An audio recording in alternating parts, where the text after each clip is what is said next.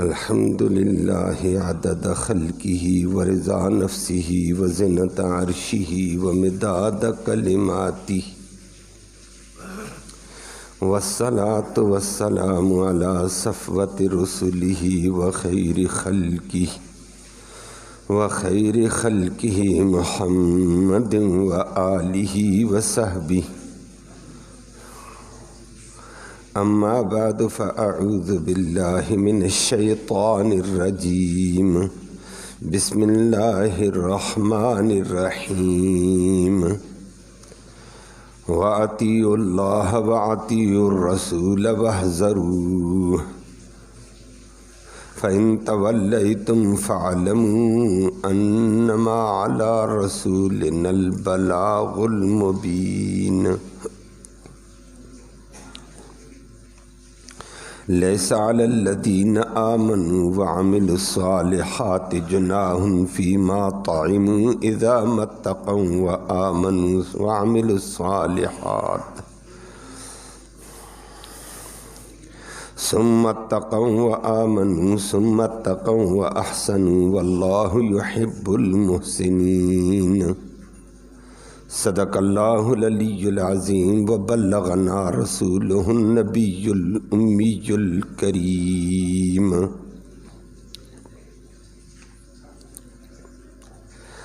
قابل صد تکریم و صد تعظیم معزز سامعین کرام، آیت کریمہ میں اللہ رب العالمین نے انسانوں کو صحت ترین ایک تنبیہ فرمائی ہے۔ کل کی آیت میں آپ نے سنا اللہ نے ایک قانون اپنا پیش کیا تھا، ایک دفعہ لگا دیا تھا کہ شراب حرام ہے، جوا حرام ہے، اور اللہ کے علاوہ بت پرستی ہو، قبر پرستی ہو، درخت پرستی ہو، پتھر پرستی ہو، مورت پرستی ہو، صنم پرستی ہو، یہ سب حرام ہے۔ اور فرمایا قرآن اندازی کے ذریعے سے، لاٹری کے ذریعے سے دوسروں کا مال ہڑپ کرنا یہ بھی ناجائز ہے، اور اس کی افادیت بتائی تھی کہ یہ رجس من عمل الشیطان، یہ چیزیں بالکل پلید ہیں، روحانی اثر ذکر کیا، یہ شیطانی عمل ہے، اس سے بچو، فاجتنبوہ، اس سے بچو تاکہ تم کامیاب ہو جاؤ، یہ اللہ نے ذکر کر کے فرما دیا تھا۔ اور پھر اسی کے ساتھ فرما دیا کہ روحانی اثر کے علاوہ ان کا دنیاوی بھی بڑا نقصان ہے کہ شیطان شراب سے، جوئے سے، بت پرستی، ان چیزوں میں ڈال کر انسان میں بغض اور عداوت پیدا کرتا ہے، اور نماز جیسی اور اللہ کی ذکر چیزیں، ان کی جیسی عظیم چیزوں سے یہ انسان کو غافل بناتا۔ بچنا اس سے، بچو گے، صحابہ نے کہا ہم بچیں گے۔ اب اللہ رب العالمین نے ایک ضابطہ ذکر فرمایا یاد رکھو تمہارا پیدا کرنے والا اللہ ہے، چیزوں کو پیدا کرنے والا اللہ ہے، چیزوں کے اندر فائدہ یا نقصان رکھنے والا اللہ ہے۔ اللہ نے بتا دیا یہ چیز میں نے پیدا کی، اس میں نقصان ہے، ضرر ہے، تو فرمایا نقصان اور ضرر کا جب پتہ چل گیا تو پھر اللہ کے اس حکم کو مانو، اطیعوا اللہ، اللہ کی اطاعت کرو، اپنی تعویل نہ کرنا۔ فرمایا تعویل کی گنجائش نہیں ہے، اللہ کا حکم آ گیا بس مانو، تم بھی اللہ کے ہو، اور چیزیں اللہ نے بنائی، اللہ بتا رہا ہے ان میں نقصان ہے، تو کیوں اس کی در پہ رہتے ہو؟ پیچھے والے ساتھی قرآن کی تلاوت اگر کرنا ہی چاہتے ہیں تو ایک طرف ہو کر اپنی آواز پست رکھیں۔ جی، تلاوت بھی اچھی چیز ہے، لیکن قرآن کا سمجھنا سننا اس سے بھی اچھا ہوتا ہے۔ اللہ اکبر۔ امام بخاری نے کتاب العلم میں باب قائم کیا، الانصات للعلماء، اور یہ عرفہ کے میدان کا واقعہ ہے، میری بات ادھر ادھر ہو رہی ہے۔ یہ عرفہ کے اندر نبی کریم صلی اللہ علیہ وسلم تھے، اور عرفہ کو آپ جانتے ہیں کہ عرفہ میں کون سا دن ہوتا ہے۔ دنیا وہاں ٹوٹی روتی ہے، توبہ کرتی، استغفار کرتی ہے، ذکر کرتی ہے، اور رب کو یاد کر کے اپنی معافی، امت کی معافیوں کی باتیں کرتی ہیں۔ لیکن نبی نے جب بیان شروع کیا، اور نبی کا بیان حدیث ہے، نبی کے منہ سے جو نکلا اسی کو کیا کہتے ہیں؟ حدیث کہتے ہیں۔ نبی نے جو ارشاد فرمایا، انوارات فرمائے، وہ حدیث ہے، اور نبی نے قرآن کی آیت پڑھی، تشریح شروع کی ہے۔ تو لوگ ذکر میں تھے، نبی کریم صلی اللہ علیہ وسلم نے حضرت علی کو فرمایا، حضرت ابو ہریرہ کو فرمایا کہ لوگوں کو کہو چپ ہو جاؤ، اور فرمایا وَلْيَنْصِتْ النَّاسُ، چپ ہو جاؤ۔ اب جب قرآن و حدیث کی تشریح ہو رہی ہو تو پھر ذکر چھوڑنے ہیں، درود چھوڑ دینے ہیں، اذکار چھوڑ دینے، توبہ چھوڑ دینی، انفرادی عمل ختم فرمایا۔ اور آگے فرما دیا جو قرآن کا ایک مسئلہ سمجھ لے گا، یہ اتنی بڑی فضیلت ہے، ایک مسئلہ قرآن کا سمجھ لیا، یہ 100 نفلوں سے زیادہ ثواب ہے۔ اور اگر وہ مسئلہ ایسا تھا جو ہمارے عمل میں نہیں آتا ہے، لیکن شریعت کا مسئلہ تو ہے نا، عمل میں نہیں آتا ہے، میں اس کا مکلف نہیں ہوں، وہ میرے بس میں نہیں ہے۔ جیسے مثال کے طور پر ایک آدمی زکوٰۃ کا مسئلہ ہی سمجھتا ہے، لیکن زکوٰۃ اس کے ذمہ فرض ہی نہیں ہے، تو جن کے ذمہ فرض ہے وہ ان کا مسئلہ ہے۔ لیکن شریعت کہتی ہے تیرا مسئلہ نہیں، تو شریعت سمجھ کر مسئلے کو سمجھ، تجھے 1000 نفلوں کا ثواب دیا جائے گا۔ تو دین کو سمجھنا یہ ایک اہم عبادت ہے، اسی کو اللہ کے نبی نے بڑا پسند قرار دیا ہے۔ اللہ ہم سب کو عمل کی توفیق نصیب فرمائے۔ تو آیت کریمہ میں اللہ نے فرمایا اطیعوا اللہ، اللہ کی اطاعت کرو۔ اللہ جن چیزوں کو حرام کرتا ہے حرام سمجھو، جن کو اللہ نے حلال کیا حلال سمجھو۔ آپس میں یہ نہیں چونکہ یہ چنانچہ یہ، فرمایا یہ کہنے کی گنجائش تمہیں نہیں ہے۔ مالک نے جب آرڈر دے دیا، مالک کی بات کو سنا جائے گا۔ اور آگے فرما دیا پھر رسول اللہ صلی اللہ علیہ وسلم کی اطاعت کرو، اور اگر اطاعت اللہ کی، اللہ کے رسول کی کرو، فائدہ تمہارا ہے۔ اور اگر کوئی یہ کہہ دے کہ نہ جی میں اپنی مرضی کرتا ہوں، چونکہ یہ بھی ہے، تو فرمایا یہ چونکہ کے اندر تم نے اگر عمل نہیں کیا، حرام چیزوں کو حرام نہیں سمجھا، حلال کو حلال نہیں سمجھا، اللہ کا نقصان نہیں ہے۔ ہاں، اللہ نے تو قانون بتا دیا تمہیں۔ اور اگر کوئی یہ کہہ دے کہ رسول اللہ صلی اللہ علیہ وسلم کا نقصان ہے، تو اس کے لیے بھی فرما دیا ہے کہ نہیں، رسول اللہ صلی اللہ علیہ وسلم کے ذمہ دین کا پہنچانا ہے، بتانا ہے، عمل کروانا، عمل تو کرانا، اگر کرو گے فائدہ تمہارا، نہیں کیا تو نقصان تمہارا ہے۔ فرمایا اطیعوا اللہ واطیعوا الرسول، اللہ اور اللہ کے رسول کی بات کو مانو، فائدہ تمہارا، نہیں مانو گے واحذروا، نافرمانی سے بچو، اللہ کی بھی نافرمانی سے بچو، اللہ کے رسول کی نافرمانی سے۔ فَإِن تَوَلَّيْتُمْ، اگر تم روگردانی کر دو گے، نہ جی چونکہ یہ ہے، فَاعْلَمُوا أَنَّمَا عَلَىٰ رَسُولِنَا الْبَلَاغُ الْمُبِينُ، ہمارے رسول پر بات کو کھول کر تم تک پہنچانا لازم تھا، منوانا لازم نہیں ہے ہمارے نبی پر بھی۔ اور نبی نے کھول کر تمہیں بات سنا دی، نبی کی ذمہ داری ختم۔ اب اللہ آگے مواخذہ کرنا وہ اللہ کا کام ہے۔ اللہ نے نبی کو بھی بتایا، نبی آپ نے بات ان کو سنا دینی ہے، مانے گا تو میں رب اس کو بدلہ دوں گا، نہیں مانے گا تو میں پکڑوں گا۔ آپ کا کام ہے بس دین کو پہنچانا، اور آگے مواخذہ کس کے ذمہ؟ وہ اللہ کے ذمہ۔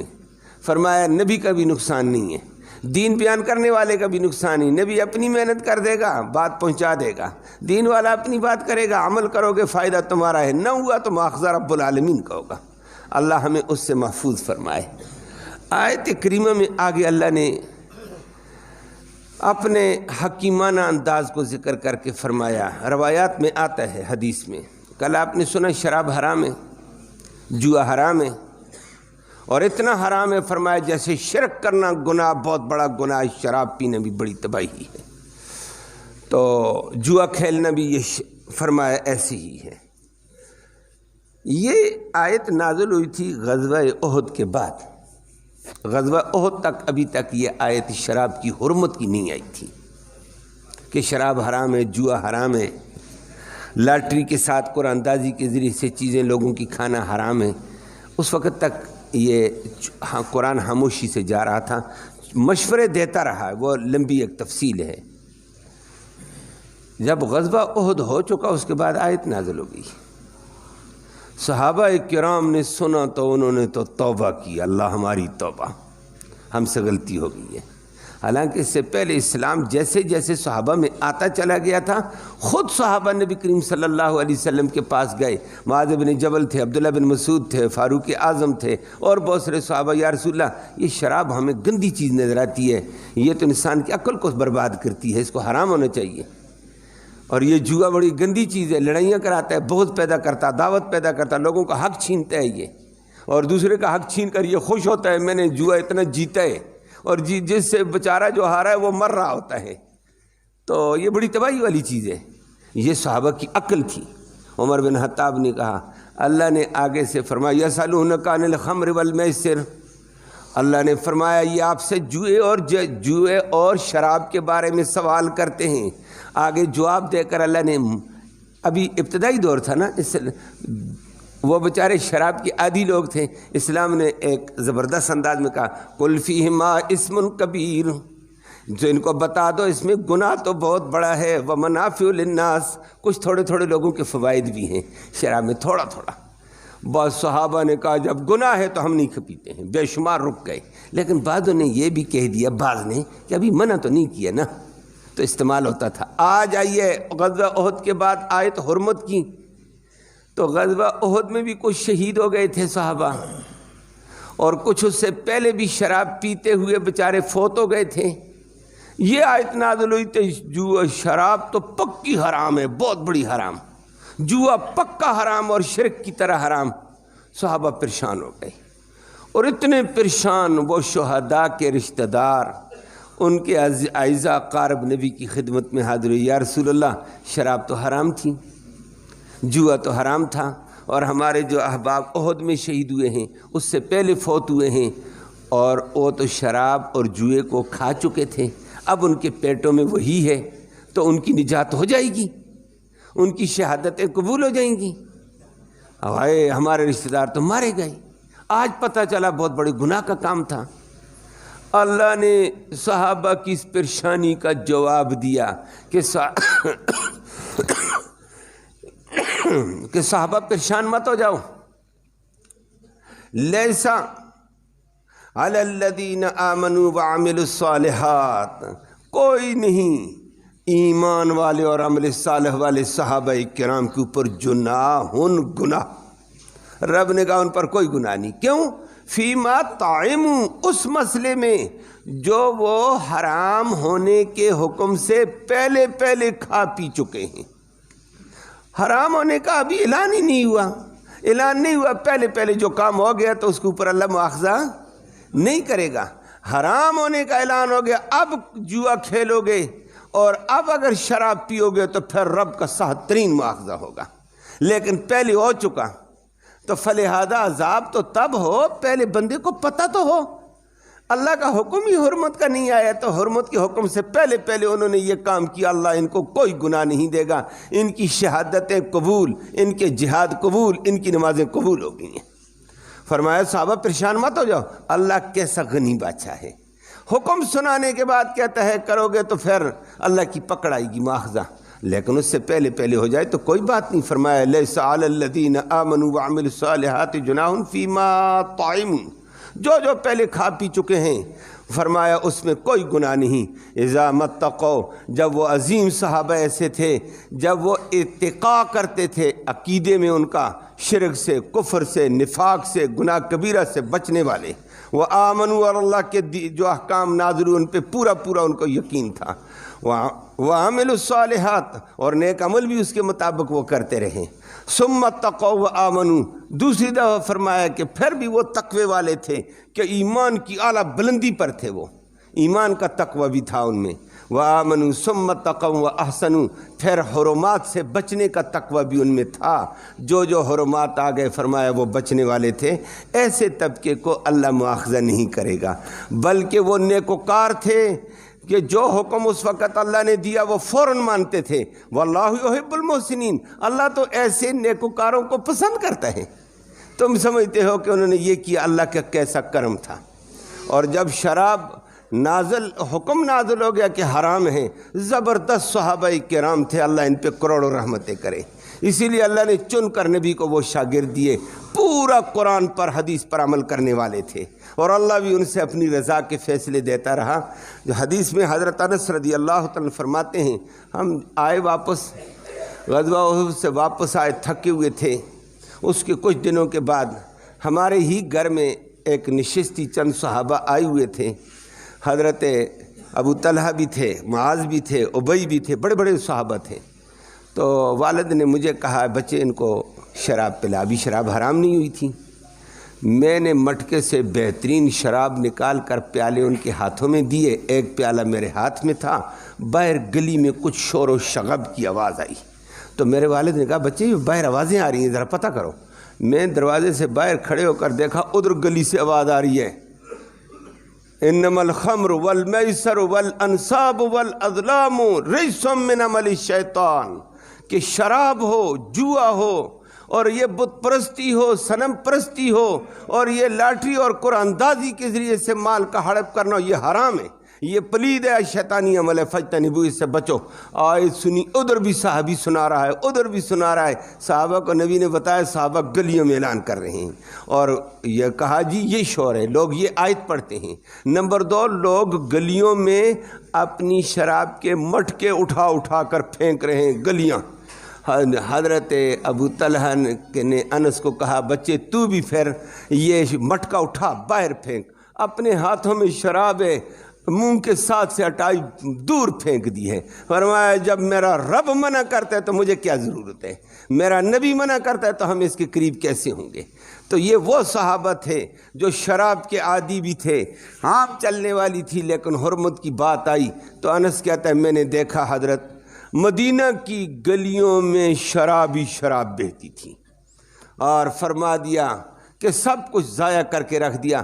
تجارتی کاروبار تھا لوگوں کا، اور کاروبار میں آج بھی شیئر چلتا ہے، اس وقت بھی چلتا۔ لوگ یتیموں کا مال ڈال دیتے تھے کہ بھائی یہ پرافٹ آئے گا تو یہ کھا لیں گے، شیئر تجارت میں۔ تو بعض صحابہ دوڑتے آئے، یا رسول اللہ اپنی شراب تو ہم گرا دیتے ہیں، اور یتیم کے مال کی شراب خریدی ہوئی اس کا کیا کریں، یتیم کا مال ضائع ہو جائے گا، اور یتیم کے مال کی حفاظت قرآن زیادہ کہتا ہے۔